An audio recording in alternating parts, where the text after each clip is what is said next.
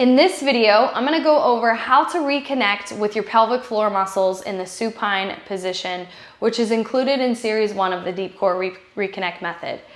If you have not watched the first video on just positional mechanics of this pose, watch that first, followed by diaphragmatic breathing.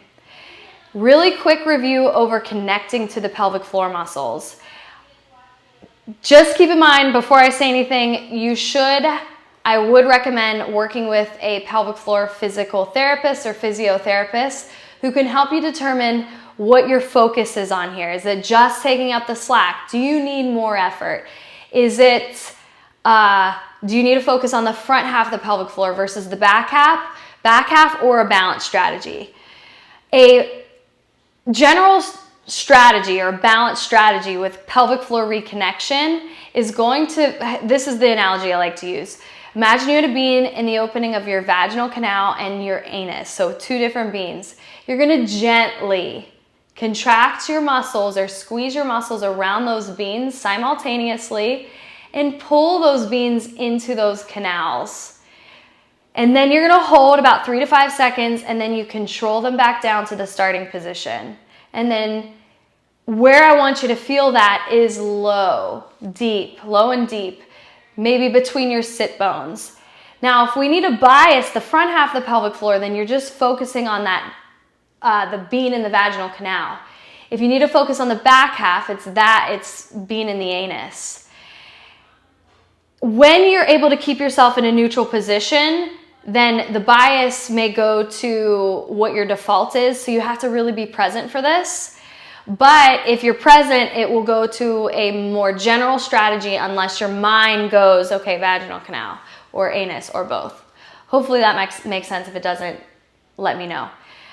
All right, we're just gonna take up the slack because I don't know what your pelvic floor needs, but if you know what you need, you're gonna vary your intensity. You might need a little bit more.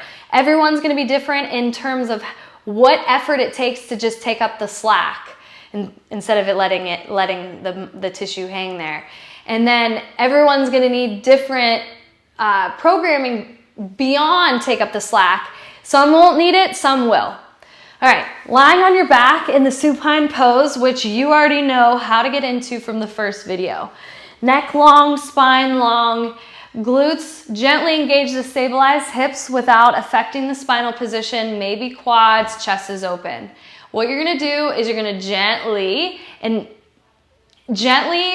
you at the beans either in both openings or one or the other, and you're gonna gently connect around those beans, pull those beans in, and hold 3 to 5 seconds. So 5, 4, 3, 2, 1, and then control back to the starting position, and then you're gonna repeat. As I stay here, I wanna actually, once I get myself and I know my hips are an extension, I wanna let go of my glutes so I can really focus on my pelvic floor, because I don't want the glutes to take over the pelvic floor, essentially. So now my glutes are let go, but I'm still in extension. I'm gonna connect around the beans. 5, 4, 3, 2, 1, and then I return to the starting position gradually without just dropping the beans. Now this is one way to connect to the pelvic floor muscles. There's different types and speeds of contractions. We're going for the postural reconnection, which is slow and controlled. How I program this is, it depends on what the person needs, but in general, we start by 5 to 10 reps for 1 to 2 sets, and then we can increase the hold time depending on what your ultimate goal is. So if you want to be doing exercises with your arms and your legs, and we need to build the deep core to support that, we want to take an estimate of how much time we need to spend stabilizing our spine in a set, and that's what we're working towards.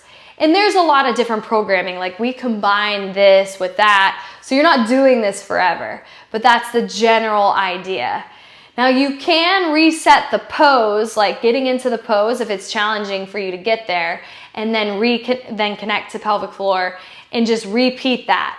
you get back into the position, so you're training how to get in and out of the position, or you can stay in the position and do consecutive reps through the set before you get out of the position, or let the rest of your body go. That's it for this video. If you have any questions, please comment below. Otherwise, I will see you on the next video where I go over the reconnection of the TA in this supine pose.